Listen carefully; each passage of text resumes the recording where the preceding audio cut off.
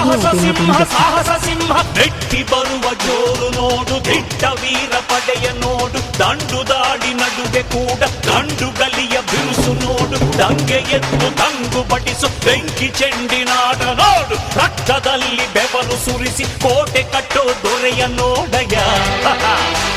ಇವನಿದ್ದ ಕಡೆಯಲ್ಲೆಲ್ಲ ಘೋರ ಸಿಂಹ ಗರ್ಜನೆ, ಅದು ಯಾರು ಬಂದರು ಕೊನೆಯಾಗದು ಸಿಂಹ ಗರ್ಜನೆ.